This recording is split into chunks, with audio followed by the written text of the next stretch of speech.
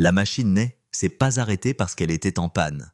Cela ne s'est pas arrêté parce que l'opérateur a commis une erreur, et cela ne s'est certainement pas arrêté parce que le sol a résisté au forage comme le fait parfois un terrain impitoyable lorsque les mineurs s'aventurent en territoire incertaine. Cela s'est arrêté parce que le spécialiste qui étudiait les données entrantes a soudainement ordonné à l'opérateur de tout couper immédiatement. Ce qui apparaissait sur le moniteur ne ressemblait à rien de ce que les personnes impliquées s'attendaient à voir. Cela ne correspondait pas au budget d'exploration, cela ne correspondait pas au modèle géologique, et cela contredisait complètement plus de 40 ans de connaissances minières acceptées autour de cette étendue de terre oubliée. Les chiffres revenant des profondeurs de la surface indiquaient quelque chose de presque impossible à comprendre. Sous les couches déjà examinées par d'innombrables experts se trouvait une formation minérale d'une valeur estimée à 163 millions de dollars. Ce n'était pas un motif qui avait été ignoré. Il avait été étudié, foré, analysé, débattu et finalement abandonné à maintes reprises par des géologues expérimentés et des sociétés minières, chacun n'étant plus convaincu que le précédent qu'il ne restait rien de valable en dessous. Pourtant, les preuves qui transparaissaient sur cet écran racontaient une histoire totalement différente qui remettait en question des décennies de conclusions confiantes. Rick Ness s'épancha sur le moniteur sans dire un mot. Le silence autour de lui avait un poids différent de celui de la célébration, car chaque instinct auquel il avait fait confiance au fil des années se retrouvait soudain face à une preuve indéniable. Personne dans la salle n'a osé annoncer la découverte dans l'immédiat.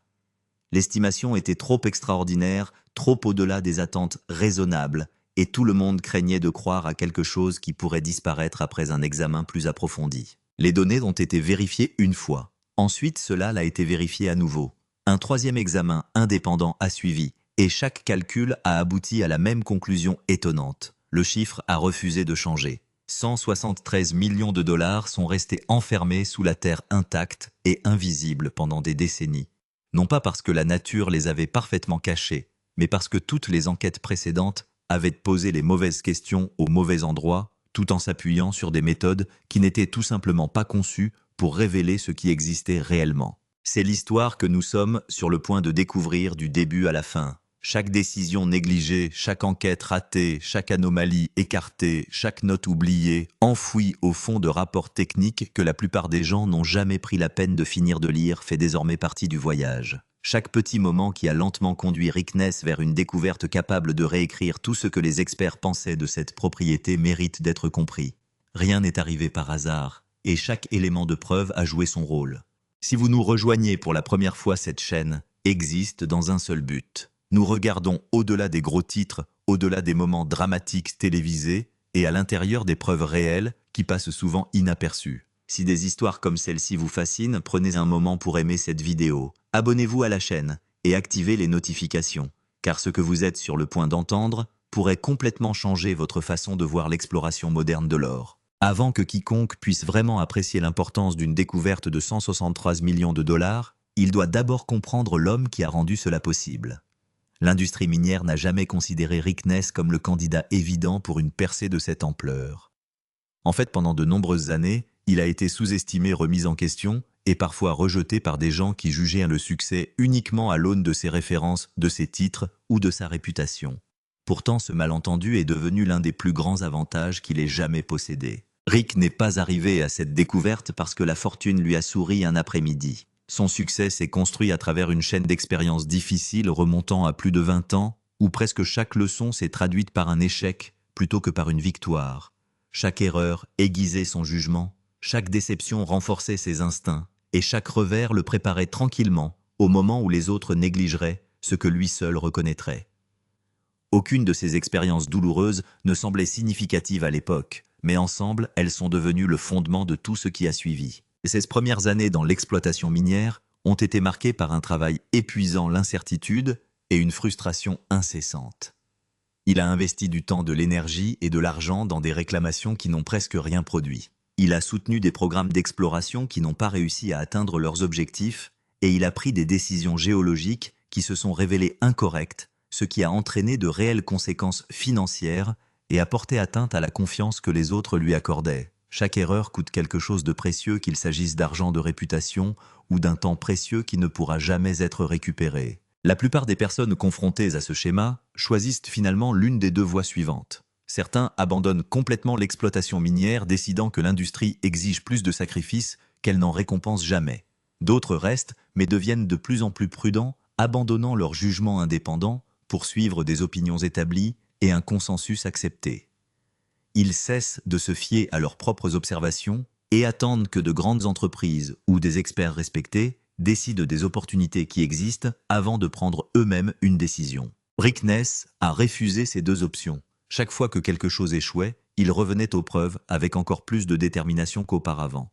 Au lieu de protéger sa fierté ou d'inventer des excuses commodes, il s'est forcé à comprendre précisément pourquoi le résultat avait été mauvais. Il pensait que chaque erreur contenait des informations plus précieuses que le succès, à condition que quelqu'un soit prêt à l'étudier honnêtement au lieu de s'en cacher. Son enquête ne s'est jamais terminée par des explications générales ou des phrases confortables telles que « la géologie s'est avérée plus compliquée que prévu ». Rick a rejeté les conclusions vagues parce qu'elles n'expliquaient rien. Il a rouvert les dossiers de forage, étudié les rapports d'analyse, comparé les levées géophysiques, examiné les notes de terrain et retracé chaque décision technique prise avant que le premier trépan de forage n'entre dans le sol. Il voulait comprendre non seulement ce qui s'était passé, mais aussi exactement comment chaque conclusion avait été tirée. Finalement, il s'est retrouvé à poser une question que étonnamment peu de personnes travaillant dans le domaine de l'exploration minière posent en toute honnêteté. Il ne se demandait plus ce que les programmes précédents avaient découvert ou même ce qu'ils avaient négligé. Au lieu de cela, il a demandé quelque chose de beaucoup plus important. Qu'est-ce que leur méthode d'exploration était fondamentalement incapable de détecter dès le début? Quel type de dépôt ne pourrait jamais apparaître dans leurs résultats, quel que soit le soin avec lequel ils ont été travaillés, simplement parce que les techniques qu'ils ont choisies n'ont jamais été conçues pour les révéler? Cette simple question a transformé la façon dont Rick considérait chaque rapport d'exploration qu'il lisait par la suite. Le répéter à travers des années de projets difficiles lui a progressivement apporté quelque chose qu'aucun cours universitaire, séminaire technique ou programme de formation en entreprise ne pourrait jamais lui offrir. Il a développé une compréhension inhabituellement détaillée de l'énorme écart entre ce que la technologie d'exploration promet de détecter et ce qu'elle peut identifier de manière réaliste dans des conditions géologiques spécifiques à l'aide d'équipements spécifiques dans des limites financières réelles. Cachés à l'intérieur de cet espace des découvertes, valant des centaines de millions de dollars, peuvent rester invisibles pendant des générations. À l'époque, Rick n'avait aucune idée que cette compréhension le mènerait éventuellement vers une découverte de 163 millions de dollars. Il construisait simplement de l'expérience un échec après l'autre sans se rendre compte que chaque échec construisait tranquillement les outils mentaux exacts nécessaires pour reconnaître une opportunité que tout le monde négligerait. Avec le recul, il est devenu évident qu'aucune de ces déceptions n'avait été vaine. Chacun d'eux l'avait préparé à ce moment extraordinaire. Au moment où la nouvelle de cette formation inhabituelle lui parvint pour la première fois, Rick avait passé plus de 2 décennies à affiner cet instinct. Des années à avoir tort n'avaient pas détruit sa confiance. Au lieu de cela, il lui avait donné quelque chose que de nombreux professionnels hautement respectés ne développent jamais pleinement une saine suspicion à l'égard des conclusions. Pas de scepticisme aveugle, pas de désaccord automatique et certainement pas d'habitude de rejeter l'opinion d'experts simplement pour paraître différent. Au contraire, il a appris à examiner les certitudes acceptées avec une patience tranquille et une véritable curiosité. Chaque fois que l'industrie minière s'accordait avec confiance sur une conclusion, Rick s'était entraîné à faire une pause avant de l'accepter. Il poserait une question simple mais profondément révélatrice. Quelles hypothèses doivent exister dans la méthodologie d'exploration pour que cette conclusion soit incorrecte? Il a posé cette question sans ego, sans colère et sans aucun désir de prouver aux autres qu'ils avaient tort. Il l'a posée parce que l'expérience lui avait montré à maintes reprises que toute conclusion scientifique repose sur des limites qui méritent un examen attentif. Lorsqu'il appliqua finalement cette question à l'histoire de cette formation particulière, la réponse le surprit. Presque toutes les hypothèses majeures soutenant des décennies d'exploration sont soudainement apparues susceptibles d'être remises en question. Cette prise de conscience ne l'a pas convaincu que les experts avaient été négligents ou incompétents. Au lieu de cela, cela l'a convaincu qu'ils avaient tous cherché à travers la même lentille étroite en utilisant des méthodes façonnées par des attentes identiques. Si ces attentes étaient erronées, alors chaque conclusion fondée sur elles méritait un nouvel examen. Rick n'a pas contesté le consensus. Il revient sur les preuves. Un par un, il a rassemblé tous les rapports d'exploration produits sur 4 décennies. Il a ignoré les résumés simplifiés et les conclusions raffinées, choisissant plutôt de lire chaque journal de forage, chaque analyse en laboratoire, chaque interprétation géophysique, chaque observation sur le terrain et chaque annexe négligée. Il abordait ces documents de la même manière qu'un détective étudie une affaire non résolue, estimant que quelque part dans les moindres détails se trouvait la réponse à laquelle tout le monde avait échappé sans le savoir. La propriété avait accumulé une énorme histoire avant l'arrivée de Rick. 4 programmes d'exploration distincts, répartis sur 4 décennies, avaient tous contribué à une collection de plus en plus épaisse de rapports techniques. Chaque projet employait des professionnels qualifiés, des équipements fiables, des budgets réalistes et des méthodes d'exploration considérées comme hautement compétentes pour leur période respective. Chaque équipe a accompli son travail en toute confiance, estimant que les preuves justifiaient ses conclusions. Malgré leurs différences en termes de technologie et de personnel, chaque programme a abouti presque exactement au même jugement final. Le sol contenait de la minéralisation mais pas suffisamment pour justifier un développement à grande échelle. L'or semblait dispersé, incohérent et trop faiblement concentré pour permettre une exploitation minière rentable. Après des années de déceptions répétées, cette conclusion s'est progressivement transformée d'une opinion professionnelle en un fait accepté, décourageant presque tout le monde d'approfondir ses recherches. Pourtant cachée sous ces rapports presque identiques, se trouvait une vérité négligée, qui attendait quelqu'un prêt à remettre en question, non pas les données elles-mêmes, mais les hypothèses guidant leur interprétation. Rick Ness est devenu cette personne. Au lieu d'accepter 40 années de certitudes accumulées, il a tranquillement suivi les preuves partout où elles les menaient, même lorsqu'elles pointaient vers des conclusions que personne d'autre ne croyait possibles. Cette décision permettrait finalement de découvrir une découverte évaluée à 163 millions de dollars, et prouverait que parfois les plus grands trésors restent cachés non seulement sous la terre, mais sous la certitude incontestée de la croyance humaine. Pas de quoi justifier les capitaux nécessaires à son développement. 4 programmes, 4 variantes de la même réponse, 4 ensembles de données pointant vers la même conclusion, professionnellement défendable, institutionnellement confortable et économiquement raisonnable. Éloignez-vous. Et voici le problème avec cette conclusion. Cela n'a pas été fabriqué. Ce n'était pas le résultat d'une incompétence, d'une négligence ou d'une tromperie délibérée. Les personnes qui dirigeaient ces programmes étaient des professionnels. Les données qu'ils ont collectées étaient réelles. L'analyse qu'ils ont effectuée était techniquement solide par rapport aux normes de la méthodologie qu'ils utilisaient. La conclusion était fausse. Mais c'était une erreur de la manière la plus dangereuse possible. C'était faux pour une raison que les données qu'ils avaient collectées étaient totalement incapables de révéler. Rick l'a compris dès la première semaine après avoir lu les fichiers. Non pas parce qu'il était plus intelligent que les géologues qui avaient dirigé ces programmes, parce qu'il posait une question différente de celle qu'ils avaient posée. Il se demandait existe-t-il un gisement minéral commercial dans cette formation. Rick demandait quelque chose de légèrement mais radicalement différent. Quel type de dépôt serait invisible aux méthodes utilisées par ces programmes? Le premier programme avait ciblé des profondeurs modérées, avec un forage rotatif standard, et une méthodologie d'analyse conventionnelle. Standard pour l'époque. Convient au modèle géologique à partir duquel il travaillait. Mais ces modèles, remarqua Rick, avaient été hérités presque sans examen d'une étude géologique régionale, menée 15 ans avant le lancement du premier programme. Une étude qui avait cartographié la géologie de surface et les structures souterraines peu profondes et l'avait fait avec compétence.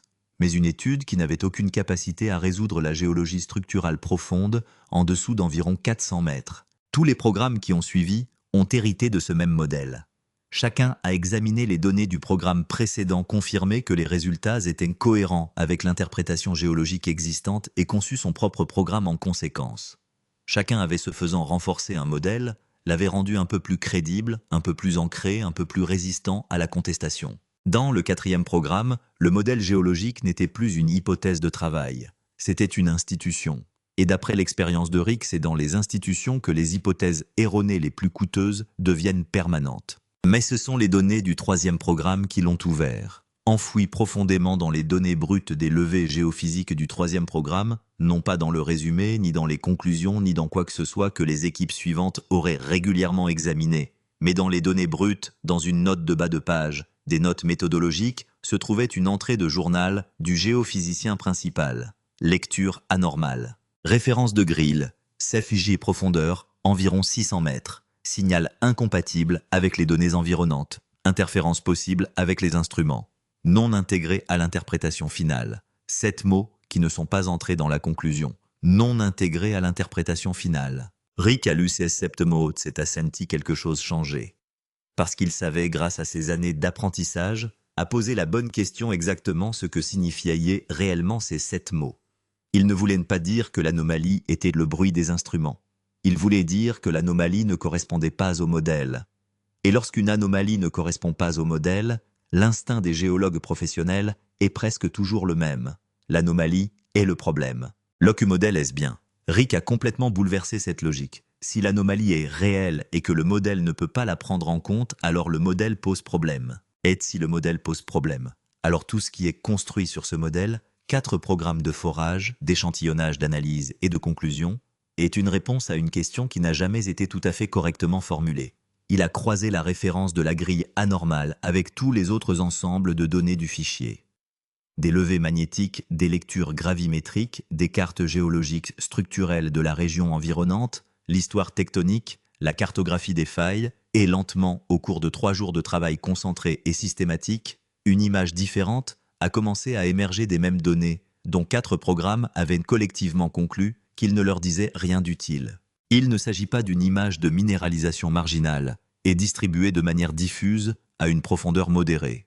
Une image de quelque chose de concentré, orienté verticalement et assis à une profondeur que chaque programme précédent avait conçu sa méthodologie pour ne pas atteindre. La formation n'avait pas été explorée. Le sommet de la formation avait été exploré. La partie de la formation qui détenait tout. Le profond piège structurel créé par l'intersection de 2 systèmes de failles que personne n'avait pensé relier l'un à l'autre n'avait jamais été touché par une seule foreuse. Pas parce que c'était inaccessible, parce que le modèle disait que cela ne valait pas la peine d'y parvenir. Rick a décroché le téléphone et a commencé à passer des appels. La perceuse, les données, la découverte. Rick Ness n'avait pas d'argent institutionnel derrière lui lorsqu'il a rejoint la formation. Il est important de comprendre cela, car cela a façonné chaque décision qu'il a prise depuis le moment où il a décroché le téléphone, jusqu'au moment où les résultats d'analyse sont revenus du 3e trou de forage. Opérer sans soutien institutionnel signifie fonctionner sans marge d'erreur. Cela signifie que chaque dollar dépensé doit être le bon dollar. Chaque décision doit être défendable, non seulement intellectuellement, mais aussi financièrement. Vous ne pouvez pas lancer un programme spéculatif pour tester une hypothèse spéculative lorsque le capital avec lequel vous travaillez est une combinaison de votre propre argent, de la confiance de vos investisseurs et de votre réputation professionnelle. Vous obtenez un tir net. Faites en sorte que cela compte. Rick a fait en sorte que ça compte. Son premier geste fut une étude géophysique. Ce n'est pas la méthodologie standard. Ce n'est pas l'équipement et l'approche utilisés par les programmes précédents. Parce que les programmes précédents utilisaient des équipements qui n'étaient pas conçus pour résoudre des structures situées à moins de 400 mètres avec la précision requise par une cible profonde. Il avait besoin d'une technologie d'imagerie électromagnétique à pénétration profonde, une approche d'enquête beaucoup plus avancée et beaucoup plus coûteuse, qui n'était devenue commercialement viable que dans les années qui ont suivi l'abandon de la formation par le dernier programme. Il a trouvé une équipe d'enquête dotée du bon équipement. Il a négocié un contrat adapté à son budget sans compromettre la qualité des données dont il avait besoin. Il leur a donné les références de grille centrées sur l'anomalie dans la note de bas de page du 3e programme et leur a dit qu'il avait besoin d'une imagerie propre et haute résolution jusqu'à au moins 700 mètres de profondeur. L'enquête a duré 11 jours. Le 7e jour, Rick a reçu un appel de l'arpenteur principal. Pas un message, un appel. Il y a une différence dans ce domaine entre un message et un appel. Et Rick a immédiatement compris du fait qu'il s'agissait d'un appel que les données n'étaient pas routinières. L'arpenteur a décrit ce que l'imagerie montrait dans le langage soigné et techniquement précis d'un professionnel qui a appris à faire très attention à susciter l'enthousiasme avant qu'une interprétation ne soit terminée. Il a déclaré qu'il y avait une structure souterraine importante en profondeur qui ne correspondait à rien du modèle géologique existant. Il a déclaré que les caractéristiques du signal étaient compatibles avec un corps sulfuré concentré. Il a déclaré que la géométrie semblait être fortement inclinée, orientée verticalement, ce qui expliquerait pourquoi tous les programmes de forage horizontaux précédents l'avaient soit entièrement manqué, soit coupé uniquement son expression périphérique la plus diffuse.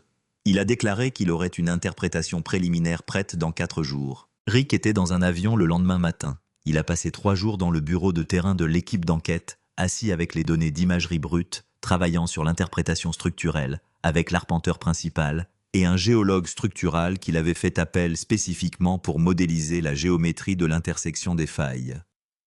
Le tableau qui émergea de ces 3 jours était plus cohérent et plus significatif que ce que le modèle géologique révisé de Rick avait suggéré. Il n'y avait pas un, mais 2 pièges structuraux formés par l'intersection de la faille empilée verticalement séparés par environ 80 mètres de roches hautes compétentes, chacun étant un point de concentration potentiel pour les fluides minéralisants circulant dans le système. Les pièges supérieurs se trouvaient à environ 520 mètres de profondeur. Les pièges inférieurs se trouvaient à environ 620 mètres. Tous deux se trouvaient sous le trou le plus profond jamais foré par un programme précédent sur la formation. Tous deux, si l'imagerie était correctement interprétée, se trouvaient à l'intérieur d'une zone d'altération intense des sulfures que les données électromagnétiques résolvaient avec une cohérence remarquable sur l'ensemble de la grille d'enquête. Rick a conçu un programme de forage de 3 trous, piège supérieur, piège inférieur et trou d'extension sur 150 mètres de longueur pour tester si la structure s'étendait latéralement. Coût total du programme dans les limites de son budget, avec une petite réserve pour imprévu dont il espérait ne pas avoir besoin, il a engagé une société de forage. Il a autorisé le programme à travers le processus réglementaire pertinent. Il a attendu. Le premier trou a été propre et a touché le piège structurel supérieur à 514 mètres, soit 6 mètres moins profond que ce que le modèle avait prédit, ce qui en termes de géologie directionnelle est essentiellement exactement correct. La carotte a révélé une intense minéralisation de sulfure à travers une intersection de 38 mètres. Les foreurs l'ont enregistré mis dans des sacs, puis expédié au laboratoire d'analyse. Le deuxième trou visait le piège inférieur, atteint la minéralisation à 600 mètres. L'intersection mesurait 52 mètres. La teneur en sulfure même, issue de la diagraphie préliminaire sur le terrain, était visuellement plus intense que celle du premier trou. La carotte est allée au laboratoire. Troisième trou, le step-out, a touché la minéralisation à 511 mètres, confirmant la continuité latérale. Intersection de 41 mètres, également envoyée au laboratoire. Rick a attendu 3 semaines pour les résultats du test. Il a décrit ces 3 semaines dans des entretiens ultérieurs comme la période la plus longue et en même temps la plus éclairante de sa vie professionnelle, car à ce moment-là, il savait structurellement que le dépôt était réel. La carotte de forage était devant lui. La minéralisation était visible. Le modèle géologique avait été confirmé par 3 intersections distinctes aux profondeurs prévues. La seule question restante était la note, et la note était tout. Les résultats des analyses sont revenus un mardi matin. Rick était au bureau à 5 heures du matin. Les résultats du laboratoire sont arrivés électroniquement à 7h43. Il les a lus 2 fois. Puis il a appelé son géologue structural. Puis il a appelé son géomètre principal. Il a ensuite appelé la société d'estimation de ressources qu'il avait déjà retenue en prévision d'en avoir besoin. Les notes n'étaient pas marginales. Il ne s'agit pas du genre de chiffres qui nécessitent une modélisation économique minutieuse et des hypothèses favorables sur les prix des matières premières pour générer un projet viable. Ils étaient exceptionnels. Dans les 3 trous, dans les 3 intersections minéralisées, les teneurs en or et en cuivre se situaient systématiquement dans une fourchette qui place un gisement dans le premier rang des ressources minérales non exploitées de la région, pas légèrement au-dessus du seuil économique, mais nettement au-dessus de celui-ci. L'estimation des ressources a duré 7 semaines. Elle était prudente comme l'exige la réglementation en matière d'estimation indépendante des ressources. Il a utilisé uniquement les données des 3 sondages, le levé géophysique et les données historiques réinterprétées à travers le nouveau modèle structural. Il a appliqué une méthodologie d'estimation standard sans hypothèse optimiste concernant la continuité des pentes ou l'extrapolation géométrique au-delà de ce que les données étayaient directement. Le montant produit était de 163 millions de dollars. La pièce est restée silencieuse pendant un long moment, après que l'estimateur principal ait fini de présenter les résultats. Puis quelqu'un a ri non pas parce que c'était drôle, mais parce que c'était ça, ou a pleuré parce qu'il était assis dans une pièce en train de regarder un chiffre qui représentait 40 ans d'hypothèses erronées pour des programmes d'efforts mal orientés et une seule note de bas de page dans une annexe de données brutes que tout le monde avait lue et rejetée et qu'un homme avait lu et compris. 163 millions de dollars, déjà là. J'attends déjà ce que cela signifie pour vous. Prenons du recul par rapport aux chiffres maintenant, non pas parce que les chiffres ne sont pas importants. Ah, ils sont. 163 millions de dollars représentent une découverte transformatrice à tous égards pour Rick Ness, pour ses investisseurs, pour la région, pour la compréhension de l'industrie de cette formation géologique particulière. Mais si cette histoire se termine par un chiffre, nous avons commis la même erreur que les 4 programmes précédents. Nous nous sommes arrêtés à la surface et avons appelé cela le tableau d'ensemble. La vraie découverte dans cette histoire n'est pas souterraine. C'est méthodologique. Il s'agit de l'écart entre ce que nous concluons et ce que nous avons réellement prouvé. Et cet écart existe dans tous les domaines, dans toutes les industries, dans toutes les disciplines où les gens collectent des preuves, construisent des modèles, parviennent à des conclusions, puis transmettent ces conclusions à ceux qui les suivent, comme si la conclusion et les preuves étaient la même chose. Ce n'est jamais la même chose. La preuve est ce que montrent les données. La conclusion est ce pourquoi la méthodologie a été conçue, interprétée à travers le modèle que l'équipe a apporté avec elle avant même de collecter le premier point de données. Et la distance entre ces deux choses est là où se trouve chaque découverte de 163 millions de dollars dans l'histoire, attendant la personne prête à revenir en arrière et à la mesurer honnêtement. Pensez à votre secteur d'activité. Pensez aux questions que le consensus dit régler, au marché que la sagesse conventionnelle dit saturer, aux problèmes que des équipes crédibles, bien financées et sérieuses ont déjà tenté de résoudre et ont conclu qu'ils ne pouvaient pas être résolus, du moins pas de la manière tentée. Pensez à la méthodologie utilisée par ces équipes. Pensez à ce que ces méthodologies ont été conçues pour trouver. Pensez à ce qu'ils étaient structurellement incapables de voir, non pas par incompétence, mais parce que chaque méthodologie a un horizon de conception, une profondeur au-delà de laquelle ces instruments n'atteignent pas un type de structure, que ces modèles ne prennent pas en compte une sorte de signal que son cadre classera comme du bruit plutôt que comme des données. Ce n'est pas un échec de la part de ceux qui utilisent de la méthodologie. C'est une propriété de la méthodologie elle-même. Chaque outil a des limites. Chaque modèle a des limites. Chaque framework, aussi sophistiqué soit-il, a été conçu pour trouver certaines choses. Et en étant construit pour trouver certaines choses, il a été construit simultanément pour en manquer d'autres. La question posée par Rick Ness, celle qui a généré 163 millions de dollars, n'était pas compliquée. Il ne s'agissait pas d'une question qui exigeait du génie, des ressources extraordinaires ou l'accès à des informations auxquelles d'autres personnes n'auraient pas pu accéder. C'était qu'est-ce que la méthodologie précédente était incapable de voir, c'est tout. C'est toute la question. Mot complète, avec un point d'interrogation. Qu'est-ce qui était incapable de voir et le corollaire? Si je change de méthodologie, si j'approfondis, si je réinterprète les données existantes à travers un modèle structurel différent, si je prends l'anomalie selon laquelle tout le monde rejette le bruit et le traite comme un signal, jusqu'à ce que j'ai une raison spécifique et fondée sur des preuves pour le classer, autrement qu'est-ce que je trouve? Vous pourrez poser cette question dans votre domaine demain matin. Vous pouvez revenir aux données dont tout le monde dans votre secteur a déjà convenu qu'elles racontent une histoire particulière, et vous demander si la méthodologie utilisée pour collecter ces données était capable d'en raconter une autre. Vous pouvez trouver les notes de bas de page, les anomalies, les points de données qui ne correspondaient pas au modèle dominant et qui ont donc été discrètement mis de côté plutôt que incorporés dans l'interprétation. Vous pouvez vous demander ce qui devrait être vrai pour que la conclusion consensuelle soit fausse. Non pas parce qu'un consensus est toujours mauvais. Ce n'est souvent pas le cas. La plupart du temps, le terrain est en effet rendu à ce qu'il a à donner. La plupart du temps, le marché est réellement saturé. La plupart du temps, le problème ne peut véritablement être résolu de la manière envisagée. Mais la plupart du temps, ce n'est pas tout le temps. Et la différence entre la plupart du temps et tout le temps n'est pas aléatoire. Il n'est pas réparti équitablement. Les lacunes, les endroits où le consensus est erroné d'une manière que la méthodologie du consensus ne peut pas détecter, se regroupent autour de conditions spécifiques. Elles se regroupent dans des endroits où un modèle unique a été hérité sans examen, entre plusieurs générations de praticiens, où les hypothèses initiales n'ont jamais été testées contre l'ensemble des données disponibles, où une anomalie a été rejetée comme du bruit parce qu'elle ne correspondait pas au cadre, plutôt que parce qu'il existait des preuves positives de son insignifiance, où les antécédents d'échecs sont suffisamment longs pour dissuader les investissements mais pas assez longs et pas assez spécifiques pour constituer une preuve réelle. Si vous trouvez ces conditions dans votre domaine, vous avez trouvé la formation. La prochaine étape est l'étape RIC. Revenez aux données brutes, pas aux conclusions, pas aux résumés, pas au consensus de l'industrie construit sur ces conclusions et résumés aux données brutes réelles, aux journaux de forage, équivalents dans votre domaine, aux anomalies qui ont été notées et oubliées, aux hypothèses originales dont tous ceux qui ont suivi ont hérité sans examen.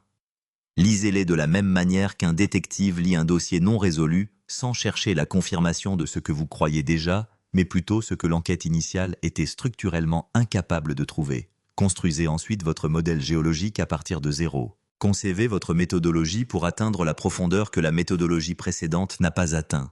Entrez avec la précision spécifique, disciplinée et financièrement limitée de quelqu'un qui comprend qu'il obtient un coup franc et qu'il doit le faire compter et rester dans la pièce. C'est la partie de cette histoire qui se perd lorsque les gens la racontent rapidement. Rickness est resté avec l'anomalie pendant 3 jours avant de s'engager. Il n'a pas fait la fête en le voyant. Il l'a interrogé, il l'a recoupé, il l'a testé sous pression par rapport à tous les autres ensembles de données dont il disposait. Il a construit le dossier à partir de zéro, avec la rigueur patiente de quelqu'un qui s'est déjà trompé de manière coûteuse auparavant et n'a pas l'intention de se tromper de manière coûteuse à nouveau. Cette patience n'est pas un trait de personnalité, c'est une discipline, et elle est accessible à toute personne désireuse de la pratiquer.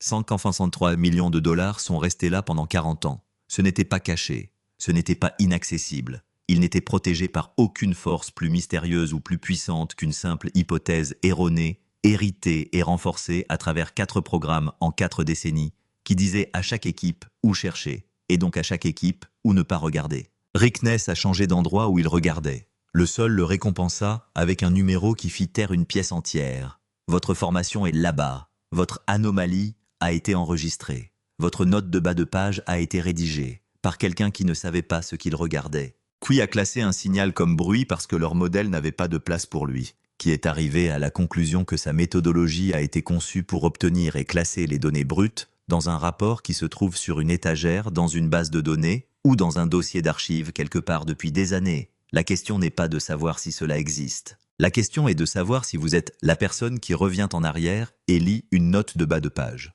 Nous nous reverrons la semaine prochaine.